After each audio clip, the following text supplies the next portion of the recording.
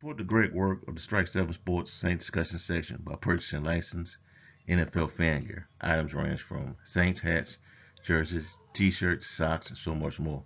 We would greatly appreciate it if you would purchase these items from the text link listed below. The revenue generated from today's offer goes into the funding of the Strike 7 Sports platform. Click on the link strike7sports.com/Saints Fanatics. You will be taken over to Fanatics website. Thank you.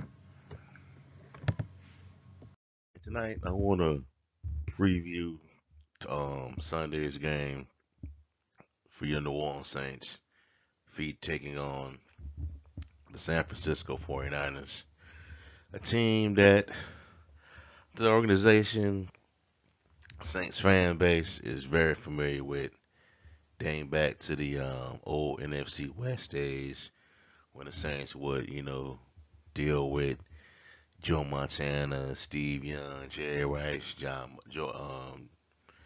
Taylor, Ricky Waters, all that, the whole crew back in those days, Roger Craig, back in the Dawn Patrol days. They've ever had this team. Both these teams have had a lot of battles in the past. Dating back to, like I said, the old NFC West. Um, Prior to this, 2 years ago, 3 years ago, 2018. That was the last game that we saw that was peak Drew Brees. The game that was 2019. I think 49ers won 48-47. I was 48-46. Shootout with this team. Pretty much um, personnel still with this team. Jimmy G was the team was a part of the 49ers. Debo Samuel. That was a classic game. Classic game in this rivalry. But they meet up again. Saints and 49ers down in Santa Clara, Levi Stadium. And you know, usually around this time, for the Saints, you back in 2017, 2018, 2019, 2020, even 2021 to a certain extent, you were talking about the Saints as how far they can go into the playoffs. Um, Things such as when could they clinch for home field advantage, and who would they possibly face in the playoffs? That was like a guarantee. Around this time, around the holidays. Saints. This would be a time where Saints be on a 7-9 game winning streak. You know, but now, man, the times have changed, and there's been a lot of segments on shows, talk radio shows about the Saints' future, man. You know, the draft pick, if them possibly trade Sean Payton to the team so that he can get a first round pick. There's a lot of future stuff about this team, even though mathematically they are still alive for a playoff berth. They've 4-7 right now. Last win was against the LA Rams, a team that looks like it's in far worse shape than the Saints. They lost Matthew Stafford. Running, they couldn't run, at all. But Saints beat them, and now they have a chance to put together back-to-back wins for the first time. They haven't done that at all this season. They haven't done that since 2021 when Sean Payton was the coach. So we'll see everything how that plays out. But first, we gonna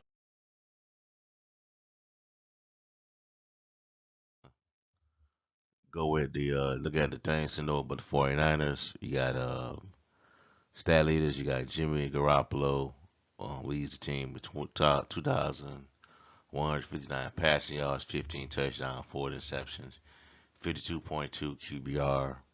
Nothing, nothing special, man. Nothing to write home about with the Jimmy G stats. We got Brandon Ayuk, the team's lead receiver, 587 receiving yards, 6 touchdowns, 46 catches. Christian McCaffrey, the Saints are very familiar with, came over from the Carolina Panthers in the trade. He's the team's leading rusher with 209 rushing yards, on 47 carries, 2 touchdowns. The 49ers are also the number one ranked defense in the league with averaging or only allowing 283.9 total yards per game, and they ranked third in points allowed with 17.3. So those are some pretty, impressive stats for this team. Um, they run the football pretty well. Their quarterback, as long as Shanahan has the controller and he follows instructions, the ball is going to get to where it needs to be with Jimmy Garoppolo in regards to those weapons. So there's that. All right, for keys to victory for the Saints to win this game, number one, they got to account for multiple players. When I say account for multiple players, I'm saying that their defense must account for multiple guys like Debo Samuel, Brandon Ayuk, George Kittle, Christian McCaffrey. Christian McCaffrey coming out of the backfield. Christian McCaffrey in the slot. You know, Jawan Jennings, another option. So they must account for all those weapons at all times. Kyle Juszczyk, if I'm thinking if he's still in the lineup, another weapon that they can use. Because these guys at any given moment could be in multiple positions. They could be in this Jimmy G, not Jimmy G, but Samuel. He could line up in the slot. He could come out of the backfield. Brandon Ayuk, he could be in the slot at one point. He could be on the outside. Jawan Jennings, he could be used as a deep threat. It's just multiple things that this team could do. And the Saints defense must be accountable for them, must account for those guys. Now I want interested to see how they defend George Kittle because so far this season the Saints have done a great job of neutralizing tight ends. They have done a great job of defending tight ends. They didn't have to deal with Mark Andrews in the Ravens game, but Isaiah Likely, was a factor to a certain extent. The Bucks don't have Gronk anymore. They're using Cameron Brate. The Falcons, they have Kyle Pitts, but they haven't really use him to his potential, to what he really can do as a tight end. But other than that, man, overall the Saints have done a great job. Eliminating the threat of a tight end eliminating the threat of a tight end in games this season. I just like to see if that could continue with a guy like a George Kittle, Kyle Shanahan, who is one of the, I would say, top three, top five play caller in the league right now. Just like to see how that would work, how the Saints can neutralize him, how to contain him, because he's a physical player. And the last time they played in the dome, um, it was that pass to George Kittle that set up that field goal by Robbie Gould that pretty much won the game for the 49ers. Marcus Williams was called for a face mask on Kittle in that game. It was just a lot of madness in that. And those final seconds of that game. It was one of the best games I've seen in the dome during that rivalry between those two teams. Number two on this list, force Jimmy Garoppolo into making mistakes. Now, we've seen Garoppolo in the past, even this season, do things to where you scratch your head. And makes you wonder why did he do that? And that when he does those things, and you wonder why the 49ers, you know, try to replace him with Trey Lance. The Saints defense, if those guys are healthy, Lattimore he can come back this season, come back in this game. He was on last I heard was that he was on limited practice for that abdominal injury they suffered against the Seahawks. Been out the last few weeks. If he's healthy, Cameron Jordan, um, Kay Nellis, Davenport, all those guys, they can play him. They can disrupt Garoppolo to where he can force a turnover in this game that plays into the favor of the Saints, possibly winning it. It's just that simple. You know, force one or two turnovers,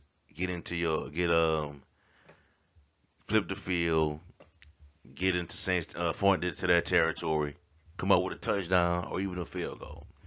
They must keep the game short.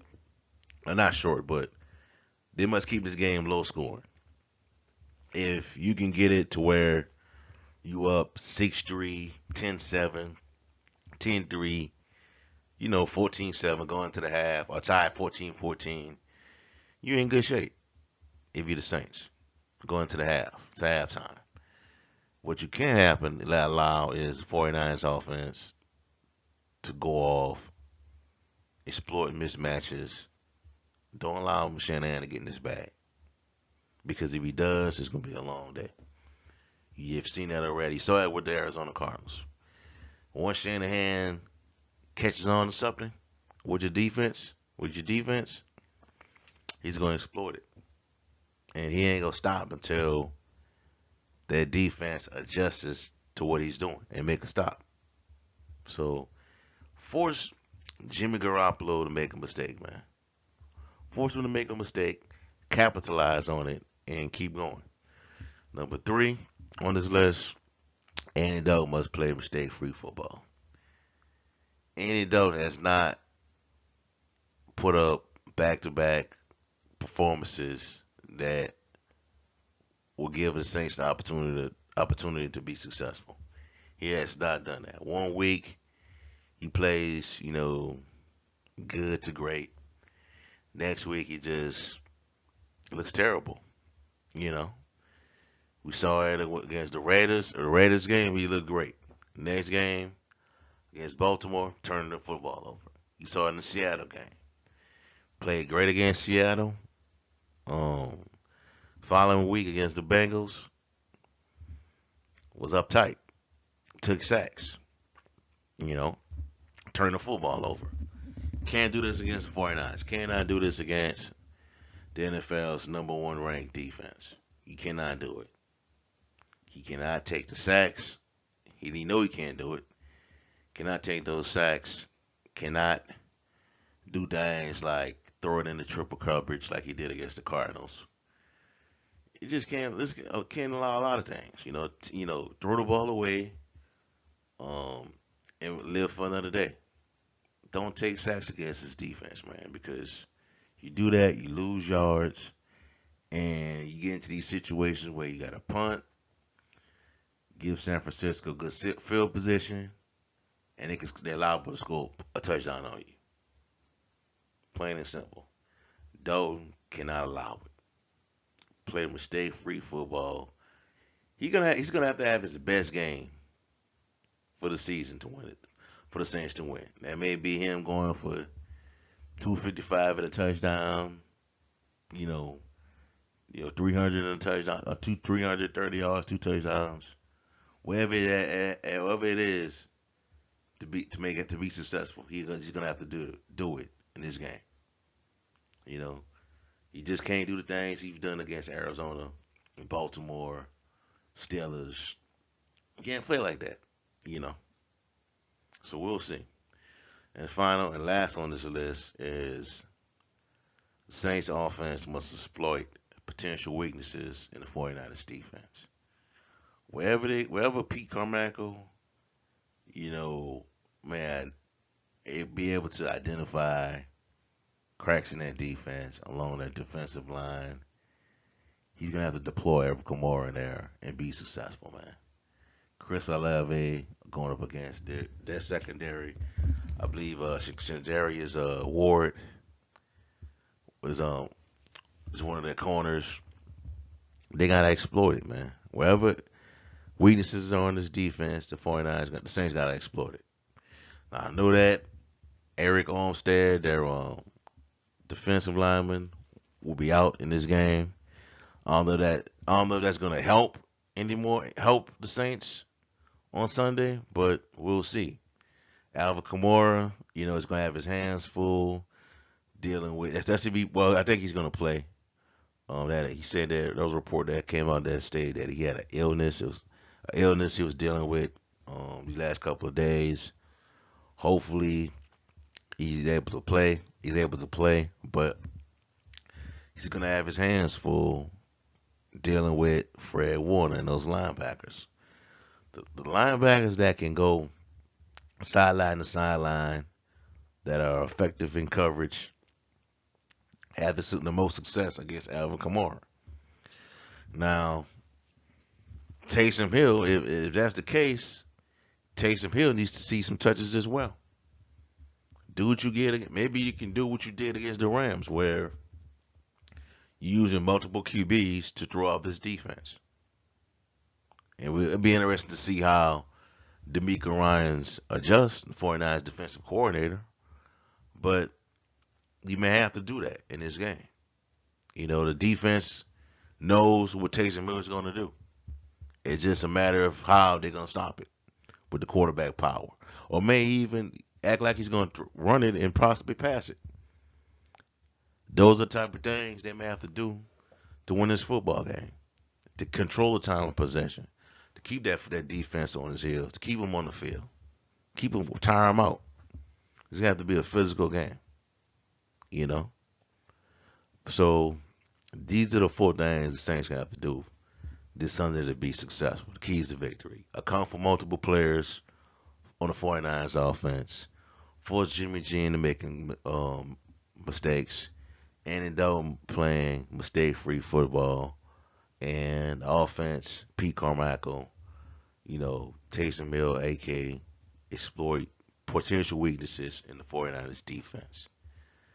They do these four things, execute these four things, keys to victory on Sunday. The Saints should come out with a victory. They should. Can they do that? I'm not sure. I'm not confident they're going to do that. The 49ers just got so many weapons all over the field, man. So many weapons to deal with. And we have seen the Saints, lose games when they should have clearly won. You did a good job against defending DeMar Chase until that second half, where they Burrow and Chase nickel and dime you to the end zone. You know, I'm not sure they can do this. Because um, if the Saints had one against the Steelers and one against and the Rams, that'll put them at 5-6 right now. They'll put them at hold on. Yeah, they'll put them at 5-6. And then if you was at five, you was 5-6. It wouldn't be as bad to lose one of these games coming up because you still would have a shot. You still would be in it. You lose tomorrow, you lose on Sunday, and followed by Tampa Bay. You pretty much out of the playoff race. Shoot, you lose this. I think you lose this game this Sunday. I think you're out of the playoff race. You pretty much eliminated. This is how much of a hole the Saints have put themselves in. You know, you lose this week, you lose next week against Tampa Bay on Monday. That's 9 losses. You know, and I would like to see the Saints win this game because they have not been able to win back-to-back games since 2021. Just get on a winning streak, man. Get on a winning streak, string together some wins, see where you at for the playoffs. Because I said this in the past. I think 9 to 10 wins should be enough to get you in the playoffs this season.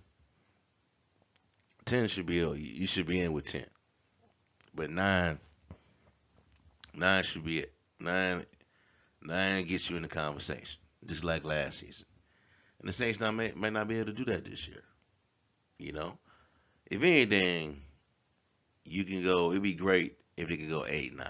I like to see this team finish out at 8-9 if they don't make it to the playoffs. 8-9, fight hard. It'd be a good barometer going into the off season and on to next season for the future. But I'm assuming that these next two games, are going to determine What did he do to close out the season? 49ers, Buccaneers. The season is pretty much on the line right now. These next two games. You're out of mistake. You're out of chances to, make up for this. You pretty much is.